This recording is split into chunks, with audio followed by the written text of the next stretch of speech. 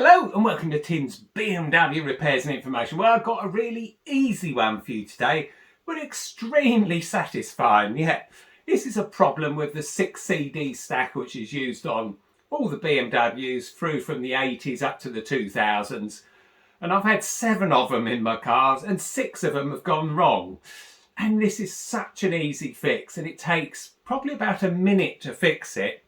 Just need a screwdriver and that's it, don't need any parts or anything. Now the CD stackers themselves do go wrong and the lenses get fluffed up and you can use the cleaning discs on them and so on, and they do go out of adjustment. But this problem is much more prevalent and this problem is so much easier to fix. In fact, it's going to take me longer to explain it. Now here's a 6 CD cartridge that goes in the 6 CD stacker. Now the stackers, they have all sorts of different versions, ones with P-bus and I-bus and all sorts of things like that, but the cartridges remain more or less the same, and you open them up one at a time and you put your CD in, and I think these ones, yeah, the label goes downwards on them and the media goes upwards. It's a bit peculiar, but that's the way it goes. So you fill it up with CDs and you bung it in the stacker, and what the stacker does is it gets hold of one of the platters and pulls it down and plops the CD onto the reader itself, onto the CD reader. And then when it's finished that one, it pops that one up and pulls another one in and yeah, bungs that one onto the laser and off you go. Now, with these things, there's a mechanism in them that stops more than one CD coming out, one platter coming out at the same time. And that's quite a clever system of 5 ball bearings. Yeah, 5 ball bearings and 2 springy metal clips. 1 clip on this side, 1 clip on this side, 5 ball bearings. I'll show you a diagram of that. And what happens is, as the CDs get pulled out, and you see that it's got this hole in it here. Now that hole is where I'll bring it a bit closer, that hole there is where the ball bearings live. So when I put it back in again, you can see that the ball bearing will pop through the hole. So it's 5 ball bearings and they're sprung loaded.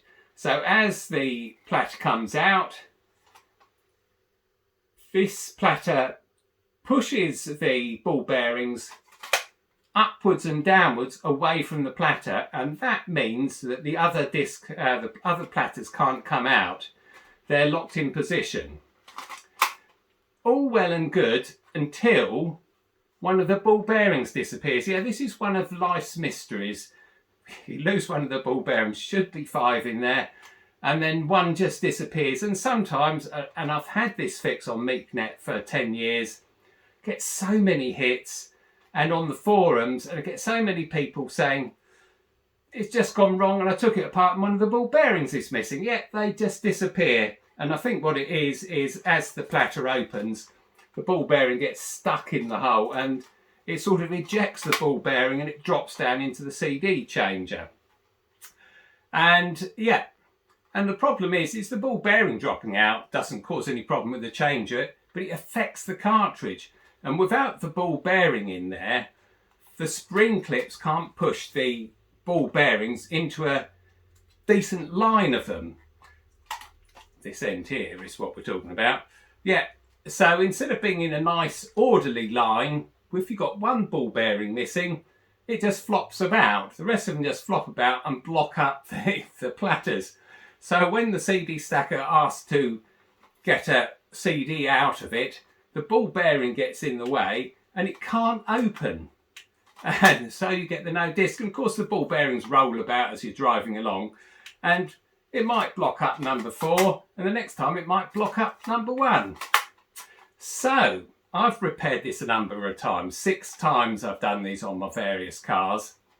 First time I did what some people would call do it properly, which was to replace the errant ball bearing. And I smashed up a lot of ball races to find one of the right size and put all 5 of them back in there. Subsequent repairs, I just took all the ball bearings out and it works just as well. It's absolutely perfect with no ball bearings in there at all. So you've got to have 5 ball bearings and no ball bearings, And this has got no ball bearings, and this is out of my E31, and it works perfectly. So, before we do the repair, and it's very, very simple, as I say, it takes less than a minute, I will give you a slight bit more information about the CD stackers on these old cars. You can burn CDs, so you can copy a CD, stick it onto blank media, and you'll play it as long as it's not an MP3, because it won't play MP3s, but you'll only play it if you burn it at somewhere between 1 and 4 times speed. If you do it at 8, 16, 32, 64 speed, it won't read them, it can't read them. And if it does manage to read them, they tend to skip. So you go over a bump and it just seems to skip. Well, that's because they're burnt too fast, and it's something I learned a long time ago. Burn them really slowly, and to be absolutely perfectly okay, burn them at single speed, and then they work. And the reason for that is that the slower speeds, they burn deeper than they do when they're flying around at 64 times speed. And the old lasers and old mechanics in these CD stackers can read them, whereas it can't with the sort of less burnt CDs, if you like. So yeah, no MP3s, burn at between 1 and 4 speed, and you'll be fine. Right, let's get on with repair. Right, here we go then. You're going to have to watch over my shoulder as we do this. It really is very, very simple. Okay, so you put it that way up. So the bit that says this side up. 3 screws. That's all you need to get off. 1, 2, 3. Take the lid off. And here we go. This is where the ball bearings live. So we've got a little spring clip here. That goes over a tiny little dowel there. So we take that off. And if you're having these problems, you'll find that instead of 6 ball bearings, which all live in here, you're 1 short. Now this one is one that I've obviously repaired myself at some point because it's got no ball bearings in at all. And all we have to do is just grab it hold like this, turn it over, give it a few thumps, that gets all the ball bearings out. You don't really need the coppery bit, springy bit anymore, but well, we'll stick it back in. And if you really want to, of course, measure the size of the ball bearing and get another one. But I've obviously repaired this before and of course chucked them all away. Okay, so spring clip back in place again. Let's line it all up. Screws back in. And that's it, you're fixed. It really is as easy as that. And this has worked so many times, not just for me, but for, I think it must be hundreds of forum members this has worked for. And yeah, it's about 20 years ago that I did this first of all. It's been on MeetNet ever since, and it gets a heck of a lot of hits. So I expect that this is, been a lot of people's problems. There we go.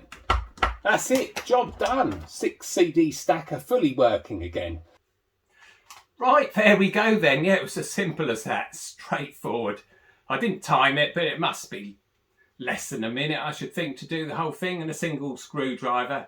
I'm not sure whether in that repair I said 5 or 6 ball bearings, but it's 5 ball bearings, as in the diagrams that I showed you earlier on. So yeah, there we go. If you enjoyed the video, or give it a go on your car if you've got a CD stacker and it doesn't work. You never know, it might fire it up and you'll be happily enjoying 6 CDs rather than listening to the blooming radio all the time. Yeah, if you enjoyed the video, put the thumbs up, subscribe and all the rest of the things I meant to say, and always forget. And the next video is going to be on the rumbling noises on the E31 that appear to come from the drivetrain. Yeah, it's quite an interesting one. It took a while to fix. So until then, thanks for watching and I'll see you next time.